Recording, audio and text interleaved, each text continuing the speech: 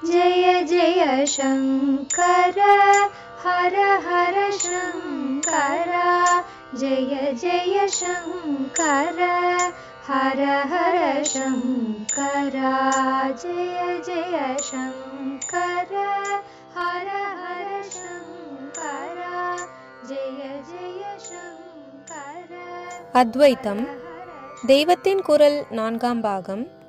போர் தீர்ந்து அமைதி காண ஈஸ்வர கிருபையால்.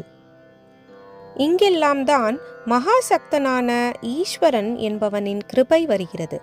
மாயையால் இந்த ஜீவனையும் லோகத்தையும் தோற்றுவித்தவன் அவன்தான். அந்த மாயா சிருஷ்டிகளில் ஒன்றேயான மனஸ் தான் ஒன்றிலே இழுபடணும் அடங்கணும் என்று ஆசைப்பட வேண்டுமானால் முடியுமே தவிர தன்னைத்தானே அப்படி பண்ணிக்கொள்ள முடியாது. அதன் ஸ்வபாவமே சஞ்சலம் என்றிருக்க அது எப்படி தானே அடங்க முடியும்? சஞ்சலம் ஹி மனஹ கிருஷ்ண என்று அர்ஜுனன் சொன்னபோது, ஆமாம், சம்சயமே இல்லாமல் அது சஞ்சலமானதாகவும் அடக்க முடியாததாகவும் தான் இருக்கிறது என்று பகவானும் ஒப்புக்கொள்கிறாரே. அசம்சயம் மகாபாகோ மனோ துர்நிகிரகம் சலம். ஆகையால் உடனேயே அவர் அபியாசத்தாலும் வைராகியத்தாலும் நாளாவட்டத்தில் அதை அடக்கலாம் என்று சொன்ன போதிலும் இந்த அபியாசத்தை பண்ணும்படியாகவும் அந்த மனஸ் ஜீவனை விட்டால்தானே முடியும். சஞ்சல ஸ்வபாவமுள்ள அது அப்படி விடுமா? அதே மாதிரி வைராகியத்தை இவன் பழக்கிக் கொள்வதற்கும் ஆசாமயமான அது அனுமதிக்குமா? இதற்கெல்லாம் ஒரே பதில்தான், ஈஸ்வர கிருபை. ஐயோ பாவம், இந்த சஞ்சல மனசை கொண்டும் ஜீவன் இப்படிப்பட்ட சாதனையில் இறங்கி இருக்கிறானே என்று ஈஸ்வரன் தான் இறங்கி இவனுடைய மனசை அடங்க பண்ணி உள்ளே இழுபட வைத்து அபியாச வைராகியங்களில் ஜீவன் தீவிரமாகும்படி அருள் செய்வது. ஜீவன் மாதிரி இல்லாமல் ஈஸ்வரன் மனசுக்கு மேற்பட்ட சக்தி. அதனாலே அவனுடைய கிருபையால் தான் மனஸ் அடங்க முடியும். அது தன்னைத்தானே அடக்கிக் கொள்ளவில்லை. ஈஸ்வரன் தான் மாயை கலப்பற்ற தன்னுடைய ஆத்மஸ்வரூபத்திலே ஜீவ மனசை வசப்படுத்தி வைக்கிறான். பிரயாசை பிரயத்தனம்தான் ஜீவன் செய்யக்கூடியது. அதற்கு மேலே மாயா நாடகத்தை பண்ணினவன்தான் சித்தியை அருள வேண்டியவன். ஆனபடியால் ஓயாமல் வேலை பண்ணிக்கொண்டே உள்ள மனஸ் எப்படி வேலையே பண்ணாததும் தனக்கு அப்பாற்பட்டதாயும் இருக்கிற ஆத்மாவிலே கரைந்து போக முடியும் என்று தர்க்க ரீதியில் கேட்பதில் அர்த்தமில்லை. அதைத்தானே மாயை இதுவாக்கி இருக்கிறது. இதே மாதிரி திரும்ப இது அதுவாக ஆகவும் இடம் கொடுத்து தான் விலகி போய் விடுகிறது. மனசால் ஆத்மாவை பிடிக்க முடியாது. ஆனால் நமக்கு தெரிந்தது, நம்மை சதா சர்வ காலமும் இறுக்கி பிடித்து கொண்டிருப்பது இந்த மனஸ்தான். அதனால் இதை வைத்து கொண்டுதான் நாம் பிரயத்தனம் சாதனை செய்தாக வேண்டும். மனசினால் முடியக்கூடியது உபத்திரவம் பிடித்த தன்னை எப்படியாவது தொலைத்து தலை மூழ்கிவிட்டு உபத்திரவமே இல்லாத ஆத்மாவாக ஆகிவிட வேண்டும் என்று நினைப்பதுதான். தன்னால் முடிந்த இந்த நினைப்பை அது விடாமல் வைராகியத்தோடு அபியசித்து கொண்டே இருக்க வேண்டும். அப்புறம் கிருபை என்று ஒன்று இருக்கிறதோ இல்லையோ, அது பாக்கி வேலையை பார்த்து கொண்டு விடும். மனசை இல்லாமல் பண்ணி ஆத்ம சாட்சா்காரத்தை அது அனுகிரகம் செய்துவிடும். இதைத்தான் பகவான் தத பிரசாதாத் பராம் சாந்திம் ஸ்தானம் பிராப்ஸ்யசி சாஸ்வதம் கீதை 18.62 ஈஸ்வர கிருபையால் உயர்ந்த சாஸ்வதமான சாந்த நிலையை அடைவாய் என்று சொன்னார். தர்க்கத்துக்கு அப்பாற்பட்டது.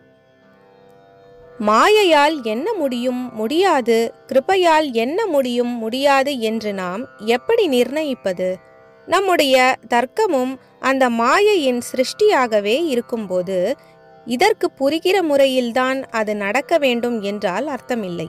காரியமில்லாத சாந்த ஆத்மா சதா சர்வ காலமும் எதையாவது பண்ணி கொண்டிருக்கும் அசட்டு நாமாக ஆகியிருப்பது பிரத்யட்சமாக தெரிகிறது.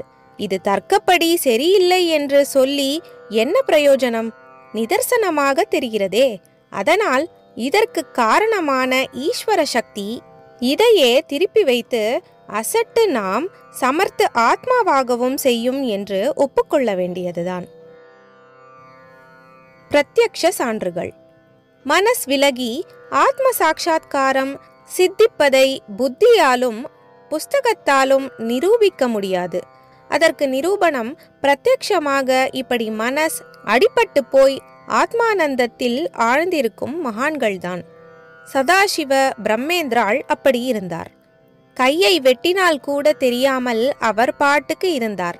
கொடுமுடியிலே அவர் நிஷ்டை கூடி காவேரி கரையில் உட்கார்ந்தார். வெள்ளம் புரண்டு வந்து அவரை அடித்து கொண்டு போய் அப்புறம் அவர் மேலேயே மண் மேடிட்டு விட்டது. பகு நாள் கழித்து யாரோ அதை கொத்தின போது உள்ளே இருந்த அவருடைய கையிலே அடிபட்டு ரத்தம் பீச்சி அடித்தது. அடடா, உள்ளே யாரோ ஆசாமி இருக்காப்ல இருக்கே என்று அவர்கள் இழுத்து போட்டார்கள். அவர் பாட்டுக்கு ஆனந்தமாக சிரித்து கொண்டே எழுந்திருந்து கால் போன போக்கில் போனார் என்கிறார்கள். அது 300 வருஷத்துக்கு முந்திய கதை. ஒருவேளை கதை கட்டினதாகவும் இருக்கலாம். எப்படி நம்புவது என்று கேட்கலாம். சமீப காலத்தில் நமதகத்து பெரியவர்களே நேரில் பார்த்தவர்களாகவும் இப்படிப்பட்ட மகான்கள் இல்லாமல் போகவில்லை. கும்பகோணத்தில் இருந்த மௌன சுவாமிகளை நேரில் பார்த்தவர்கள் ஆச்சரியமாக சொல்கிறார்கள். நேரம் காலம் தெரியாமல் அவர் பாட்டுக்கு அப்படியே நிஷ்டையில் இருப்பாராம். கண் திறந்த நிலையில் சமாதியில் போனாரானால் எத்தனை மணி எத்தனை நாள் அவர் சமாதி ஸ்திதியில் இருந்தாலும் திறந்த கண் கொட்டவே கொட்டாமல் நிலை குத்திட்டபடி இருக்குமாம். விரலை மொழிக்குள்ளே விட்டால் கூட இமை மூடாமல் இருக்குமாம். வாயிலே சிறிது ஆகாரத்தை பக்தர்கள் திணிப்பார்கள். அது ஏதோ கொஞ்சம் உள்ளே போனால் உண்டு, இல்லாவிட்டால் அது வாயில் அப்படியே அப்பிக்கொண்டு எறும்பெல்லாம் போட்டு பிடுங்கி உதடு வீங்கி தொங்கும். அதுவும் தெரியாமல் அவர் நிஷ்டையில் இருப்பார். முகத்திலே ஆத்ம ஜோதிஷின் பிரகாசம் வீசிக்கொண்டிருக்கும். தூக்கத்திலும் மனஸ் இல்லைதான் என்றாலும் அப்போது ஆத்ம ஞானம் இல்லாததால் பிரகாசத்துக்கு பதில் வழக்கமாயுள்ள சோபை கூட இல்லாமல் சொல்லக்கூடாதது மாதிரி கிடக்கிறோம். ஆத்மானந்தத்தின் பிரதிபலிப்பாக சமாதியில் உள்ள மகான்களுடைய முகத்திலோ பிரகாசமான மந்தஹாசம் தவழ்ந்து கொண்டிருக்கும். 2-3 நாள் ஆகாரப்பற்றும் பசையும் ஒட்டி கொண்டிருந்தும் மௌன சுவாமி நிஷ்டை கலையாமலே இருந்தால் மற்றவர்கள் அதை எடுத்து போட்டு வாயை சுத்தி பண்ணி வேறு ஆகாரத்தை வைத்து பார்ப்பார்களாம். வேறு யோகி சிரேஷ்டர்களை பற்றியும் இப்படியெல்லாம் சொல்கிறார்கள். சர்க்கரையை அவர்கள் நாக்கில் வைத்து அழுத்தினால் கூட துளி எச்சில் சுரக்காமல் எத்தனை நாழியானாலும் கரையாமல் அது அப்படியே இருக்குமாம்.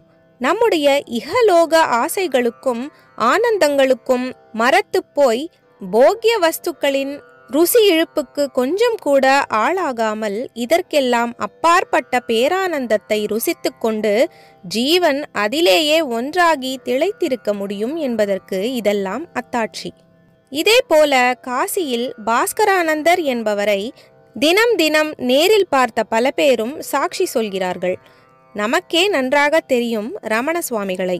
புழுவும் பூச்சியும் போட்டு தொடை புருஷ்டபாகங்களை குடைந்தாலும் தெரியாமல் ஆத்மாராமனாக உட்கார்ந்திருக்கிறார்.